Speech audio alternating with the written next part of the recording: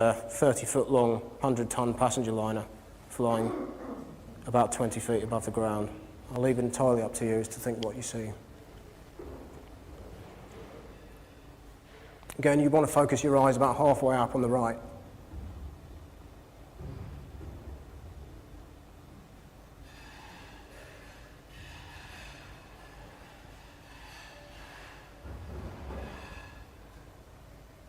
Now, there's quite obviously an object appears there. You can see the nose of something. What's very important to notice is that whatever it is scooting about 15 feet above the ground. Now, according to the flight data recorder, the plane is never anywhere near 15 feet above the ground, and is certainly never near horizontal in the last segment of data either.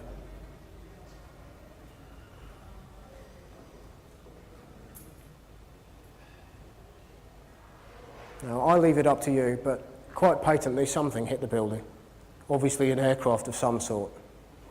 My question is simply, if it was Flight 77, A, why does the black box data not match up? B, why do every separate statement they give us on the black box data not even match up with the other one they've given us?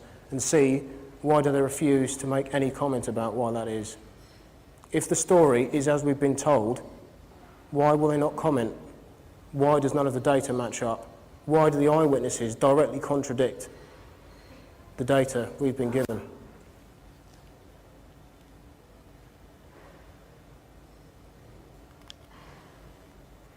This is a photograph of the Pentagon just after it was hit.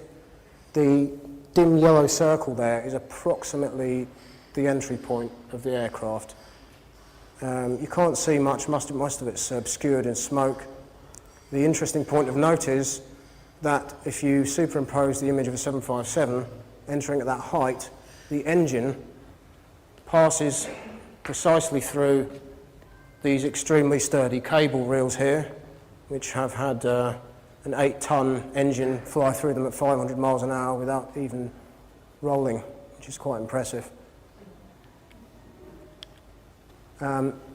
This left here was a hole that was punctured 3 rings into the Pentagon, and I don't know the time the photograph was taken, but I suspect it's not long after, because you can see a piece of certainly aircraft wreckage of some sort lying on the ground there.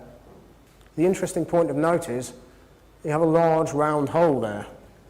Now, I would assume if you have a large round hole, something large and round has tried to pass through it. Fairly basic sort of assumption. But the only piece of wreckage visible is a small piece of airframe. Here's a photograph down one of the middle of the rings. Again, you can't really see anything at all.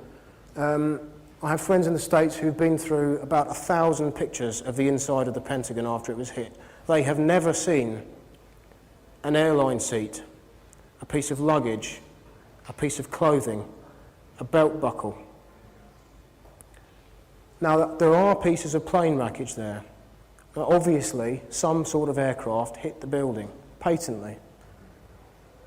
But, again, if it wasn't a passenger aircraft, it suddenly becomes a lot more realistic when you can't find any burnt-out airline seats, of which there would have been over 100. 100 airline seats. What do you do with 100 airline seats?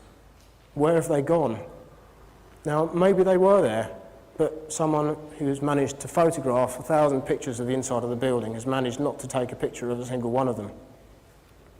Now, there are pictures of bodies inside the Pentagon, which have been put about as proof that the airliner hit the building.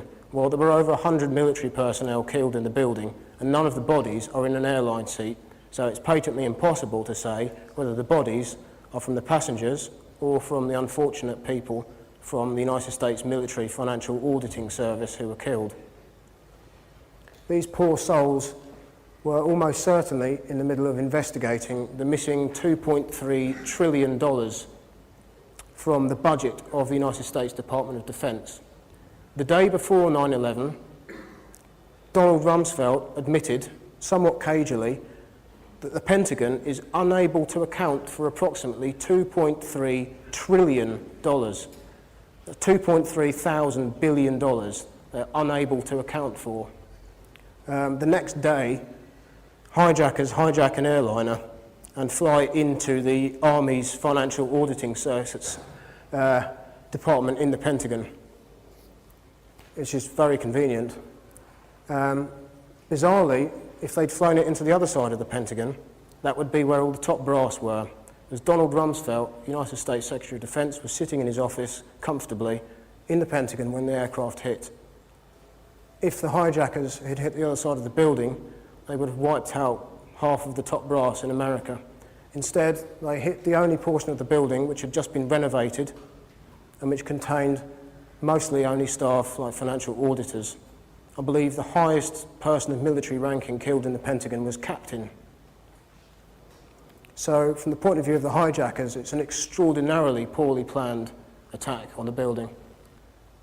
One would have imagined, certainly if I was going to do something like this, I would have taken a guided tour of the Pentagon, which you certainly could do before 9/11, and I would have noticed with interest where the top military brass had their offices. What I would not do is spend several years planning a one-off operation involving training airline pilots and hijacking airliners, and then, at the last minute, thinking about where I was going to fly the plane into. Obviously, they hadn't thought about that at all. So, either they were staggeringly incompetent, or they knew exactly what they wanted to do. I'll leave that choice entirely up to you. Now, we have, of course, also phoned the NTSB, who've done all the flight investigation on this. It's under the jurisdiction of the FBI because it's a criminal case, and I'm going to play you 2 telephone calls we've made to the FBI and the NTSB to get some sensible answers out of them. Just saying, you've sent us this data, there are these problems, would you care to explain? And I'm going to show you what happens when you try and get some sense out of some of the questions I've put before you.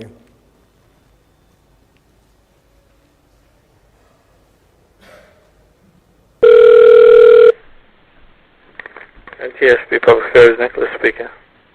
Hi, Nicholas, I was wondering, I was calling because I had a question about some information you guys had released. Okay. Well, based on the information received from the flight data recorder for Flight 77 of the Pentagon, it has been determined by expert that the plane was too high to have hit the light poles. The plane was determined to be over 400 feet. Are you talking about the plane that hit the Pentagon? Yeah. Okay. The plane was determined to be over 400 feet, conflicting with the official story. Experts have analyzed the flight data recorder information, and they know the difference between true altitude and pressure altitude. And they have determined that with the information they received from you guys, that the flight data recorder information conflicts with the official story. Just wondering if you were able to give me any information on to why this is, or point me in the right direction, maybe, please? That's an accident that was handled by the FBI. You're going to have to call the FBI on that. So this has nothing to do with the NTSB? No, On the FBI? Hi, I'm trying to get a hold of the supervisor of the Pent bomb team, please. Based on the information received from the flight data recorder of Flight 77 that hit the Pentagon, it was determined that the plane was too high to have hit the light poles, and this was determined by experts saying that the plane was determined to be at over 400 feet, conflicting with the official story, and that the experts have analyzed the flight data recorder and they know the difference between true altitude and pressure altitude, and I was wondering if I could get a comment on that. What?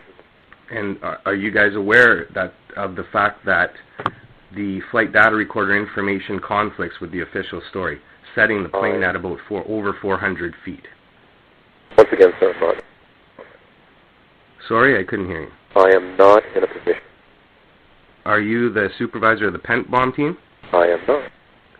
Can I speak to the supervisor of the Pent bomb team? You should contact, in that case, contact the FBI headquarters. I already did. They gave me this number, and then they transferred me over to you when I asked for the supervisor of the Pent bomb team.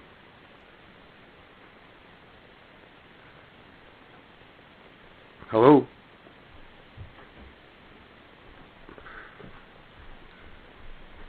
Okay, sir. Can I have your name? My name's Jeff. Last name? It's Hill. Address? Are you able to answer my question at all, or can you direct me to someone that can? At this time, I cannot, sir. Sorry, what was that? At this time, I cannot.